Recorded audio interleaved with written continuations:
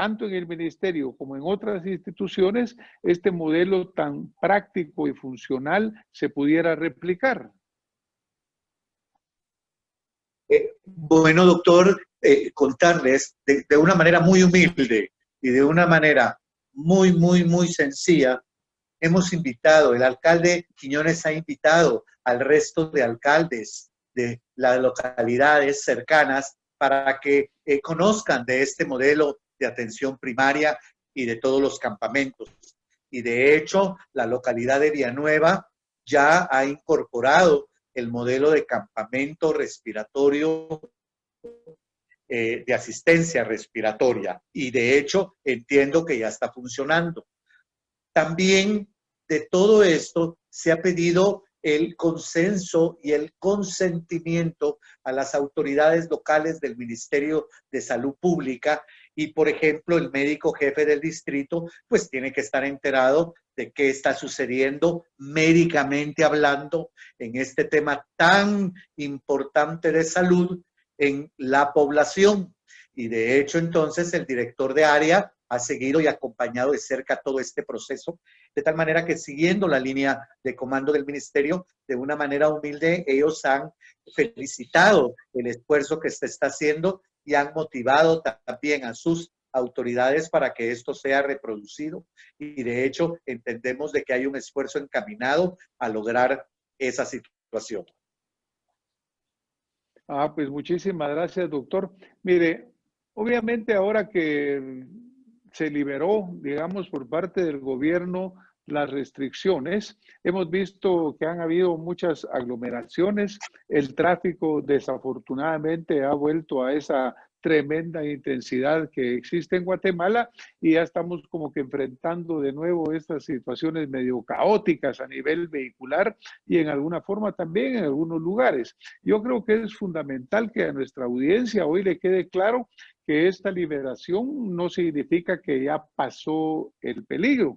Todavía podemos nosotros enfrentar una rebrote o una segunda crisis. Y además yo creo que es fundamental, como usted dice, que tenemos que mantenernos muy vigilantes, seguir con las mismas medidas. Pero ¿no cree usted, doctor, que es fundamental que le hagamos un llamado a la población para decirle, mire, sí hay peligro latente todavía, no dejemos todas las precauciones, porque la gente acá es muy fácil que de repente se le olvide y empiece a pensar que ya el problema pasó?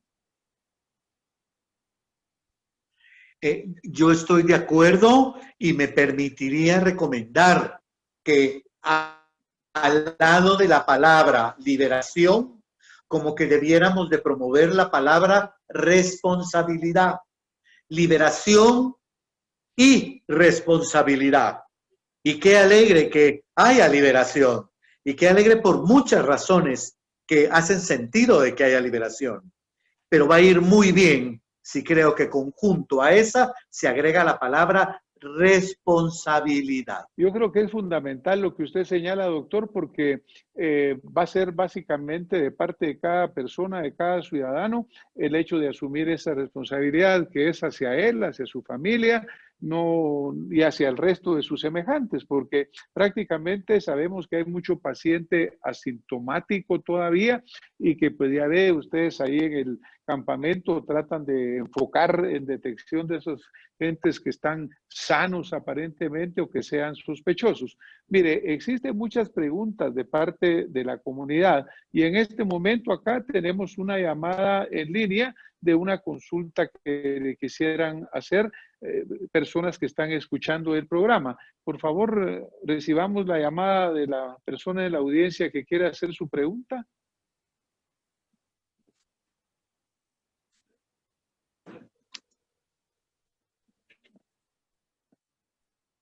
Buenas noches. Buenas noches.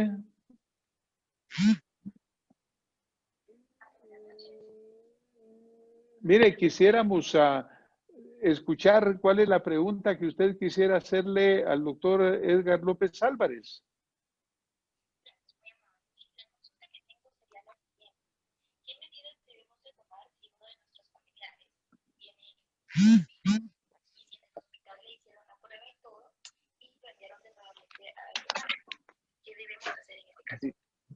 Doctor, ¿escuchó bien la pregunta? No escuché la pregunta, no se escuchó la pregunta. No se escuchó con mucho gusto si alguien más la formula. Bueno, vamos a ver. Aparentemente vamos a dejarle la oportunidad a la persona que vuelva a llamar de nuevo. Entonces, porque no, sí tiene razón que no se escuchó para nada la pregunta acá, doctor.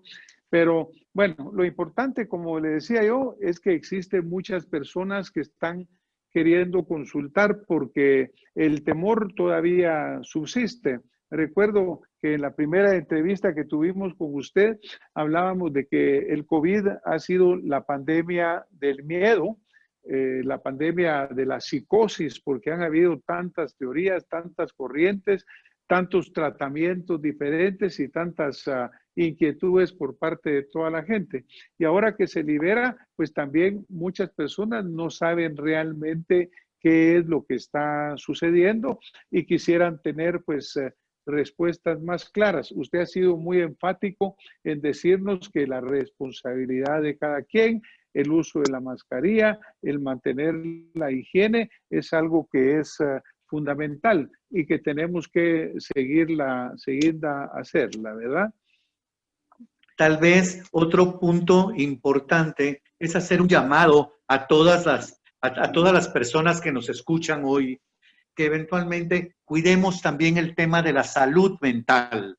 Tal vez haya habido más de un episodio en el que hemos visto agresividad, incluso de personas donde alguien más dentro de un supermercado se le pide que por favor se ponga su ventanilla, su mascarilla, que por favor guarde el distanciamiento y hay reacciones un poquito fuertes. Entonces, pues todo este encierro hace un llamado también a que tengamos cuidado con el tema de nuestra salud mental, pero sí, sí tenemos que ser claros de que debe de haber responsabilidad. Claro, porque yo creo que ese tema de la salud mental que hemos hablado, ahora que se libera la cuarentena, pues obviamente se levantan las restricciones, pero en su momento también tuvimos acá otros destacados profesionales, la doctora Sibyl Prado, médico psiquiatra, con el doctor Osvaldo Mazariegos, con quien platicamos en varias oportunidades sobre el hecho de lo que estaba causando el encierro en la gente. Y eso, doctor, que Guatemala, al pesar de todo su confinamiento, no fue tan severo como hubo el que hubo en países como Chile, incluso como España, incluso como en Italia, en el cual fue muchísimo más dura la aplicación de la cuarentena. O sea que en medio de lo tanto que nosotros... Sí, nosotros discutíamos mucho, como buenos chapines alegábamos mucho sobre el tema y sin embargo, pues no fue tan severo. Pero eso no quiere decir que tampoco nos olvidemos de que los problemas se pudieron dar, afectaron a los niños, afectaron a las personas de edad mayor, que prácticamente hasta mucha gente los dejó de ir a visitar a sus parientes, ¿verdad, doctor? Yo creo que tenemos que volver a sanar todo eso que sucedió, pero obviamente siendo muy cuidadosos con lo que está sucediendo. Es correcto. Pues mire, acá lo que preguntaba una persona que no se logró escuchar bien la llamada, entiendo yo ahora que lo logro recuperar acá, es de que en el campamento no existe hospitalización, ¿verdad, doctor? Si una persona es detectada ahí, se le referirá a un centro especializado, a un hospital nacional, o qué sucede con el sospechoso que ahí se detecte, doctor. Muy bien, doctor. Excelente pregunta. Los campamentos no son un hospital, son un modelo de atención primaria en donde se ayuda a llevar a alguien hacia el caso sospechoso, dar el con si fuera necesario.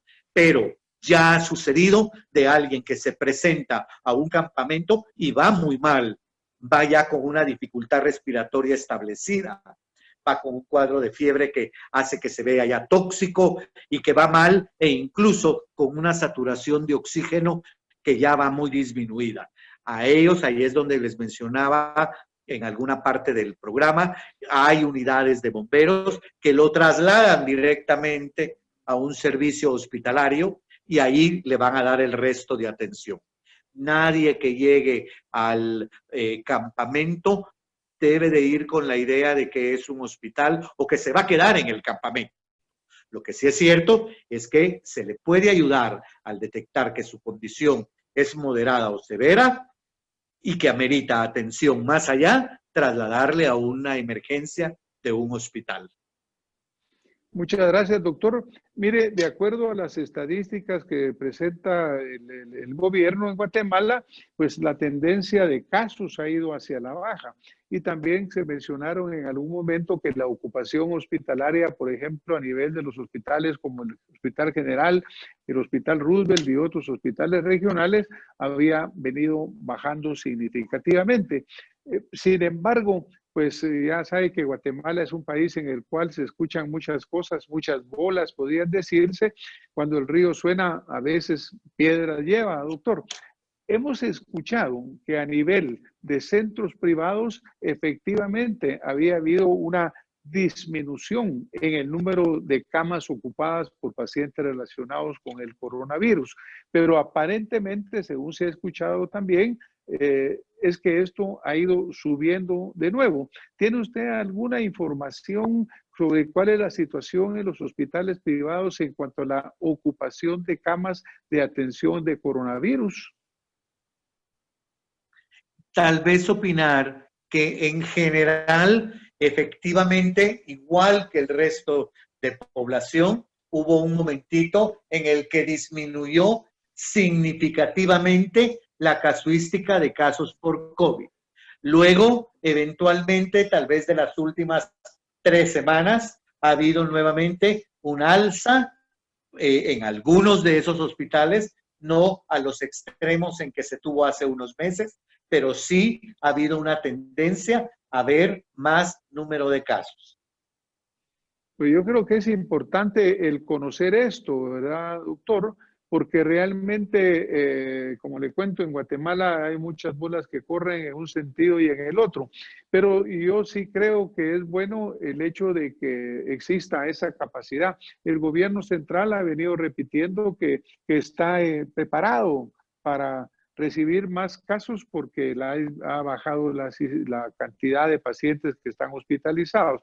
Esperamos que ya no se dé ningún rebrote, porque realmente no sería adecuado que esto sucediera. Ya hemos visto que se abrieron los aeropuertos, que se han abierto las fronteras. En muchos casos en Guatemala se dieron cuando hubo gente que trajo el coronavirus de afuera, incluso los migrantes que eran retornados desde Estados Unidos para acá, muchos de ellos venían contagiados. Pero hubo otros países como por ejemplo Estados Unidos, como fue México, que nunca cerraron sus fronteras. Pero eso no quiere decir que no estemos expuestos a que de repente va a aumentar tremendamente el número de casos y que tenemos que estar preparados. Pues, doctor, ya nos estamos acercando al final del programa. Quisiera yo saber si tiene usted algún comentario adicional que quisiera dejarnos, algún lineamiento en particular sobre todo esto que hemos venido platicando a lo largo del programa acá en Radio Infinita, en Acción Positiva, en radio y televisión. Muchas gracias, doctor. Primero, recordar a todo el mundo, el COVID vino y vino para quedarse. Está dentro de la lista de las enfermedades hoy en día que forman parte de las enfermedades que afectan al mundo. 2, esto se va a seguir pegando si no tenemos los cuidados y mientras no haya una vacuna que nos asegure algo diferente. 4, ¿qué tenemos que hacer?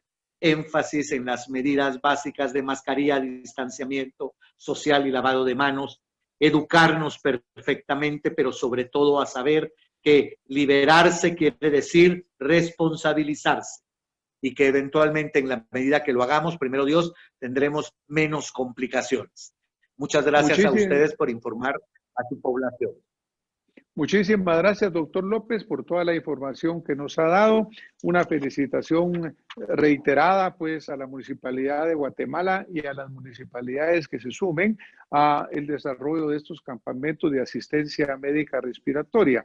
Y obviamente también al Consejo Médico de la Municipalidad de Guatemala por este esfuerzo que está haciendo y este liderazgo que han demostrado. Gracias, doctor, por todo lo que nos ha compartido esta noche. Ha sido muy importante hablar sobre la educación para nuestros futuros profesionales. Creo que es clave, así como este llamado a la responsabilidad de todos y cada uno de los ciudadanos, quienes somos al final los responsables ante nosotros mismos y ante nuestros semejantes de que esto no se siga expandiendo. Doctor, hoy me permito agradecerle nuevamente, desearle una feliz noche a usted y a todas las personas que nos han acompañado en Acción Positiva. Muy buenas noches, doctor. Muy buenas noches a todos los que nos escucharon. Hasta la próxima, doctor. Feliz noche. Gracias.